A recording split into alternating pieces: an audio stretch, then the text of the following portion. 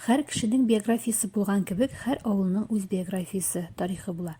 Мин быел сәяхәт кылган Кече Кибәхуҗа авылы Кече Кибәхуҗа авыл җирлегенең административ үзәге булып санала.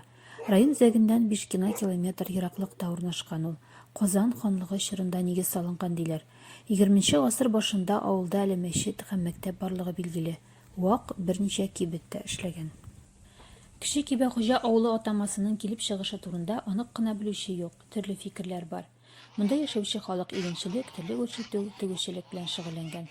Авылда кеше санының иң күп елы 1908 елга туры килә, 330 кеше. Шуннан соң әкренләп кими башлап, бүгенге көндә ул 61-не тәшкил итә. Барысы да татарлар. Гомер буе шушы авылда гомер иткән Арсланов Роберт Минхач улы белән сөйләшеп Роберт абый, сез бит инде менә күптәннән шушы авылда яшисез, белүемчә. Ничәнче елдан яшисез шушы авылныкымы? 1960 елдан бирле туганнан бирле шушы авылда. Тияниләр шушы авылныкы инде. Тияниләр дә шушы авылныкы, икесе дә әби бабайлар да шушы авылныкы. Үзем дә шушы авылда инде. Шушы 60 елдан бирле, һәр 62 ел шушы авылда яшим, гомер итәм инде. Шәһәргә китәсегез килмәдеме? Шәһәргә китәсе дип китмәгәнмен бит инде, китәсе килгән килмәгән белмим. Но минем күрше йорт менән мин монда аерым башка чыкты. Минем күрше төп йорт менән монда. Ага. Анда мин кәче яши. Шу.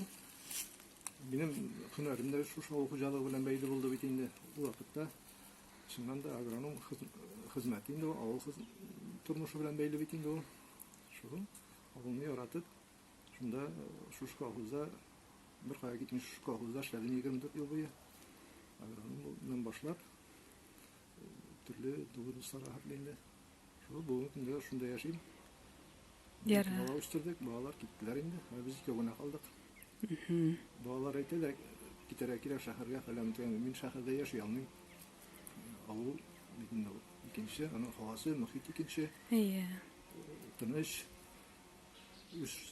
Үзем мәсәтлисем шуң белән шөгыльләнеп була авылда. Җир бар. Җирдә эшләү үзе бер күңелгә инде ничектер якын. Рәхәтлек бирә. Күңелгә инде җанга рәхәтлек бирә торган шөгыль. Яшәшә, диләр бакча әйберләр үстерү инде ул. Аның уңышын җыйнап алу. Аны күчтәнәшкә бирү. Ул бик күңелле күптән күренеш инде. Менә шул. Рәхмәт. Ул инде авыл. Шунысы куанычлы, авылда әле мәктәп, медпункт, машина, трактор паркы гөрләп эшләп тора. Мәдәният йорты булмауга карамастан, Сабан туе, авыл көне, яшьләр өчен кичәләр нәкъ тә менә шушы авылда үтә. Бер каяда китмичә авылда калып, авылның йөзен саклап калу, анда яшәүчеләрнең тормышын тагын да кызыклырак итү өчен башлап йөрүчеләр, туган авылның киләчәге өчен борчылып, аның уңай эшләренә сөенеп яшәүчеләр булганда, авыл яши әле дип кайттым. Зөлфия Ибраһимова, Теләче информ мәгълүмат үзәге өчен.